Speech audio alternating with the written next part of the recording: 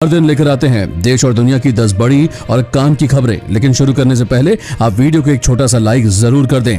और अब जानिए, कांप जाएगा हिंदुस्तान का हर दुश्मन। हथियारों का जखीरा लेकर जल्द भारत आ रहे हैं रूस के राष्ट्रपति व्लादिमीर पुतिन। चीन और पाकिस्तान समेत नेपाल की उड़ गई है नींद। इसके अलावा भी दोस्तों, आज आपके लिए 10 बहुत बड़ी बातें निकल कर आई हैं, 10 बहुत बड़ी खबरें निकल कर आई हैं। बस आप वीडियो को देखते रहिए। जानिए, ऑनलाइन पढ़ाई के लिए सरकार बांट रही है लाखों स्मार्टफोन। अगर आपको भी चाहिए नया फोन तो जान ले आवेदन करने का तरीका। दोस्तों, ये बड़ी खबर तो जरूर देखिएगा। वहीं कोरोना के बाद अब आ गई एक और बड़ी मुसीबत। लाल प्याज खाने से फैल रहा है संक्रमण। अगर आप भी करते हैं लाल प्याज का इस्तेमाल तो इस बड़ी खबर को जरूर देखिएगा। ये खबर सुनकर बहुत दुखी हो गया है पाकिस्तान। सऊदी अरब और मुस्लिम देशों के संगठन ने पाकिस्तान को दी आखिरी चेतावनी। कहा, भारत और कश्मीर पर आज के बाद कुछ नहीं बोलेगा पाकिस्तान। इस बड़ी खबर को तो जरूर देखिएगा दोस्तों। और इसी के साथ अगली बड़ी खबर की बात कर लें तो सैनिटाइजर का इस्तेमाल करते हैं तो हो जाएं सावधान। आज हैंड सैनिटाइजर से हुई है इतने लोगों की मौत। दोस्तों, अगर आपके घर में सैनिटाइजर है तो इस बड़ी खबर को जरूर देखिए। वहीं मात्र $1 बिलियन में पूरा एक देश खरीदना चाहता है चीन। संकट में भारत का ये मित्र देश, आधे देश पर चीन का कब्जा। इस काम की खबर को भी जरूर देखिए। और अगली बड़ी खबर की बात कर लें तो 5 महीनों बाद फिर से भक्तों को होंगे भगवान के दर्शन। इस दिन खुल जाएंगे देश के सभी मंदिर। इस खबर को देखने के लिए वीडियो को देखते रहिए दोस्तों। इसके अलावा भी आज पूरे देश से बेहद बड़ी और महत्वपूर्ण खबरें निकल कर आ रही है। तो चलिए फटाफट से ले चलते हैं आपको आज की सबसे पहली खबर की तरफ। लेकिन उससे पहले इस वीडियो को बनाने में मुझे बहुत मेहनत लगती है और इस मेहनत के लिए वीडियो को आप पूरा जरूर देखें और एक लाइक भी कर दें। चलिए सबसे पहले आपको एक बार चीनी बीमारी से संक्रमित लोगों का आंकड़ा बता देते हैं। पिछले 24 घंटे में कोरोना के 62,530 नए मामले सामने आए हैं, जिसके बाद अब देश में 20,27,074 केसेस हो गए हैं। वहीं अब मरने वालों की संख्या 41,585 हो चुकी है, जो कि एक बेहद दुखद बात है। चलिए दोस्तों, बात करते हैं आज की सबसे पहली बड़ी खबर की। भारत आ रहे हैं रूस के राष्ट्रपति व्लादिमीर पुतिन। हथियारों के साथ देंगे और कई सौगातें। जी हाँ दोस्तों, भारत के मित्र देश रूस के राष्ट्रपति व्लादिमीर पुतिन जल्द भारत आ रहे हैं। राष्ट्रपति पुतिन का हिंदुस्तान दौरा उस वक्त हो रहा है जब भारत और चीन के बीच सीमा पर तनाव जारी है। दोस्तों, कुछ दिन पहले ही हमने आपको बताया था कि रूस ने S-400 मिसाइल डिफेंस सिस्टम को चीन को देने से मना कर दिया है और ये भी नहीं बताया कि अब चीन को S-400 दिया जाएगा या नहीं। लेकिन अगले ही दिन रूसी विदेश मंत्री ने ये बयान दिया कि भारत को S-400 की आपूर्ति समय पर ही की जाएगी। वहीं अब भारत यात्रा के दौरान राष्ट्रपति पुतिन के साथ दोनों देशों के बीच कई उच्च स्तरीय समझौते होने की संभावना है और भारतीय विदेश मंत्रालय ने ये जानकारी दी है। हाल ही में पीएम मोदी की पुतिन से हुई है बातचीत। विदेश मंत्रालय के प्रवक्ता अनुराग श्रीवास्तव ने कहा कि हाल ही में दोनों पक्षों के बीच हुई बातचीत में क्षेत्रीय अंतर्राष्ट्रीय मुद्दों पर चर्चा हुई। उन्होंने कहा कि प्रधानमंत्री नरेंद्र मोदी राष्ट्रपति पुतिन के बीच 2 जुलाई को बात हुई थी। इस बातचीत के दौरान मोदी ने पुतिन को रूस में हुए संवैधानिक संशोधन पर मिले जन समर्थन के लिए बधाई दी थी। श्रीवास्तव ने कहा, इसके बाद जून के अंतिम सप्ताह में रक्षा मंत्री राजनाथ सिंह मॉस्को गए थे। भारतीय सैन्य दस्ते ने दूसरे विश्व युद्ध में मिली विजय की 75वीं वर्षगांठ के अवसर पर आयोजित परेड में हिस्सा लिया था और सितंबर या अक्टूबर में आ सकते हैं पुतिन। दोस्तों, भारत और रूसी विदेश मंत्री के बीच बातचीत हुई तब उन्होंने आगे भी ऐसे आयोजनों में सहभागिता के विचार को आगे बढ़ाने पर सहमत हुए। और क्योंकि कोविड-19 की परिस्थिति के कारण हम एक दूसरे के देश नहीं जा पा रहे हैं, तो उन्होंने कहा कि दोनों देशों के बीच आगामी महीनों में उच्च स्तरीय वार्ताओं की एक लंबी सूची है। शंघाई सहयोग संगठन, ब्रिक्स विदेश मंत्रियों की बैठक, राष्ट्रीय सुरक्षा सलाहकारों की बैठक, रक्षा मंत्रियों की बैठक भी शामिल है और अक्टूबर में वार्षिक द्विपक्षीय शिखर वार्ता भी होने वाली है, जिसमें राष्ट्रपति पुतिन और प्रधानमंत्री मोदी के बीच डिफेंस को लेकर खास वार्ता होगी। दोस्तों, आपको पुतिन पर ज्यादा भरोसा है या ट्रंप पर? कमेंट में जरूर बताएं। और अब जानिए, ऑनलाइन पढ़ाई के लिए पंजाब सरकार 12वीं के छात्रों को बांटेगी 1,78,000 स्मार्टफोन। जी हाँ दोस्तों, भारत देश में कोरोना वायरस के संक्रमण के चलते स्कूल और कॉलेज बंद है।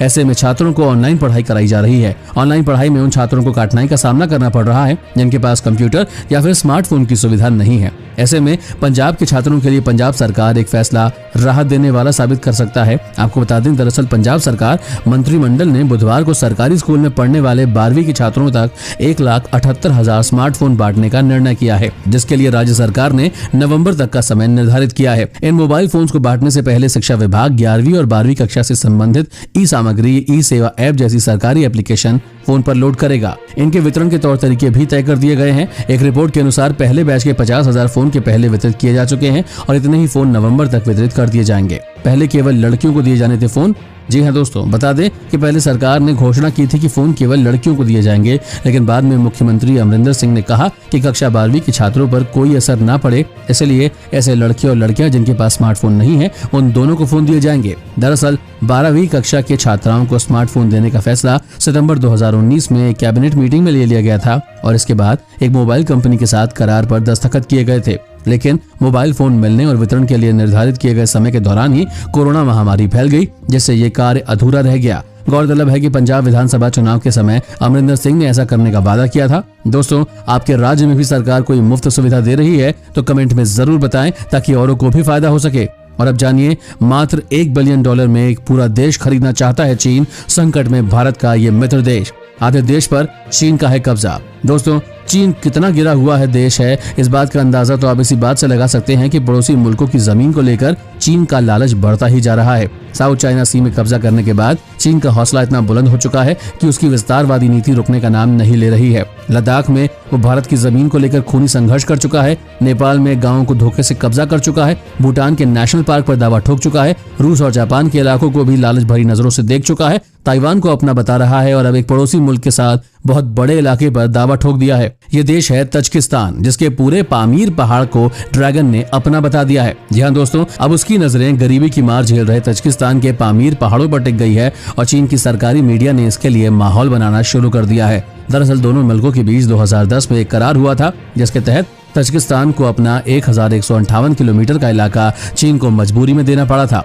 अब चीन के एक इतिहासकार ने वहां के सरकारी अखबार के लिए एक आर्टिकल लिखा है, जिसमें उन्होंने पामीर के पहाड़ों को चीन का इलाका बता दिया है। आपको बता दें कि चीन का ये दूसरे देशों की जमीन पर कब्जे करने का परखा हुआ तरीका है। पहले वो चाइनीज कम्युनिस्ट पार्टी के किसी एजेंट के जरिए गलत सलत इतिहास बनाता है, फिर किसी भी तरह से उस पर कब्जे की कोशिश शुरू कर देता है। चाइना की बात मान लेने का मतलब होता है कि तजिकिस्तान का 45% इलाका असल में चीन का है। असल में 2010 के समझौते के तहत चीन इस गरीब देश के 10% से ज्यादा इलाके पर पहले ही कुंडली मार कर बैठा हुआ है और अब बाकी बचे इलाके को भी वो अपने देश में मिलाना चाहता है। इसके लिए चीन शायद बहुत पहले से ही तैयारी कर रहा है। उसने 2017 में तजिकिस्तान को अपने बेल्ट एंड रोड इनिशिएटिव में शामिल किया था और इस समय चीन की कम से कम 350 कंपनियां वहां काम कर रही है। आर्थिक रूप से लचरे हुए इस देश को ड्रैगन पहले से ही पूरी तरह से अपने शिकंजे में जकड़ चुका है। एक आंकड़े के मुताबिक तजिकिस्तान पर जितना विदेशी कर्ज है उसका आधा चीन से लिया हुआ है, जो उसके जीडीपी के करीब 36% से भी ज्यादा है। और चीन की ओर से मिल रही इन धमकियों से तजिकिस्तान के नेताओं और लोगों में खलबली मची हुई है। ऊपर से चीन तजिकिस्तान अफगानिस्तान सीमा पर ताशकुरगान के पास एक एयरपोर्ट भी बना रहा है। लेकिन शायद पामीर पहाड़ी का मुद्दा उठाने के पीछे जिनपिंग सरकार की असली नीयत सोने के उन भंडारों पर कब्जे की है। चौंकाने वाली बात यह है कि तजिकिस्तान ने चाइनीज कंपनियों के हाथों में ही इन खानों को सौंप रखा है। आपको बता दें कि तजिकिस्तान की सीमा भारत की सीमा से ज्यादा दूर नहीं है। फिलहाल तजिकिस्तान ने अब बड़े देशों से मदद मांगी है, जिसमें भारत भी शामिल है। दोस्तों, क्या भारत को चीन के खिलाफ तजिकिस्तान की मदद करनी चाहिए या नहीं, कमेंट में जरूर बताएं। और अब जानिए, कोरोना के बाद आ गई एक और मुसीबत, प्याज खाने से फैल रहा है संक्रमण। दोस्तों, दुनिया इन दिनों बहुत बुरी तरह से चीनी वायरस की चपेट में है और कोरोना संक्रमण के बढ़ते मामलों के बीच प्याज को लेकर एक बड़ी खबर आ रही है। दरअसल अब प्याज से सैल्मोनेला बैक्टीरिया का संक्रमण फैल रहा है। ये बात अमेरिका में सामने आई है। अमेरिका के कई राज्यों में लाल और पीली प्याज से सैल्मोनेला बैक्टीरिया का संक्रमण फैल रहा है। 400 लोग हुए हैं अभी तक संक्रमित। जी हाँ दोस्तों, अमेरिका के 34 राज्यों में करीब 400 से ज्यादा लोग संक्रमित हो चुके हैं। अमेरिका की स्वास्थ्य agency centres for disease control and prevention ने इसको लेकर अलर्ट जारी किया है। सीडीसी ने एक कंपनी द्वारा सप्लाई की गई प्याज को नहीं खाने की एडवाइजरी भी जारी की है। सीडीसी ने अमेरिका के लोगों को इस बात की भी चेतावनी दी है कि अगर इस कंपनी की सप्लाई की प्याज है तो वो प्याज फेंक दे। वापस मंगाई गई है प्याज। अमेरिका के फूड एंड ड्रग एडमिनिस्ट्रेशन का कहना है कि 34 अमेरिकी राज्यों में संक्रमण फैलाने वाला सैल्मोनेला का प्रकोप लाल प्याज से जुड़ा हुआ है और शुरुआती मामले 11 जुलाई से 1 अगस्त के बीच आए हैं। प्याज की सप्लाई को वापस बुलाने का आदेश दिया जा चुका है और ये है इस बीमारी के लक्षण। सीडीसी के मुताबिक बैक्टीरिया का संक्रमण होने के लक्षण डायरिया, बुखार और पेट में दर्द होता है। बताया जा रहा है कि इसके लक्षण 6 घंटे से लेकर 6 दिनों के अंदर दिखाई दे सकते हैं। इसका संक्रमण सबसे ज्यादा 5 साल से अधिक उम्र के बच्चे या 65 साल से अधिक आयु वाले बुजुर्गों में दिखता है। दोस्तों, क्या ये बैक्टीरिया भी चीन ने ही बनाया होगा? कमेंट में यस या नो लिखकर जरूर बताएं। और अब जानिए, सऊदी अरब और मुस्लिम देशों के संगठन ने पाकिस्तान को दिया आखिरी चेतावनी। दोस्तों, कश्मीर मुद्दे पर वैश्विक मंचों पर भारत के खिलाफ रोना रोने के बावजूद पाकिस्तान को बार बार मुंह की खानी पड़ रही है। चीन की कठपुतली बने पाकिस्तान ने कश्मीर को लेकर अब अपने पुराने मित्र सऊदी अरब को बड़ी धमकी दे डाली है और कश्मीर को लेकर सऊदी अरब और OIC यानी कि ऑर्गेनाइजेशन ऑफ इस्लामिक कंट्रीज ने पाक का साथ देने से साफ इनकार कर दिया है। पाकिस्तान की नापाक साजिश में साथ न देने पर भड़के पाकिस्तानी विदेश मंत्री शाह महमूद कुरैशी ने सऊदी अरब के नेतृत्व वाले संगठन OIC को धमकाना शुरू कर दिया है। सऊदी अरब की मदद से पलने वाले पाकिस्तान के विदेश मंत्री ने अपने इस बयान के जरिए OIS को एक तरह की धमकी दे डाली है। पाकिस्तानी विदेश मंत्री ने कहा है कि अगर OIC के विदेश मंत्रियों की बैठक होती है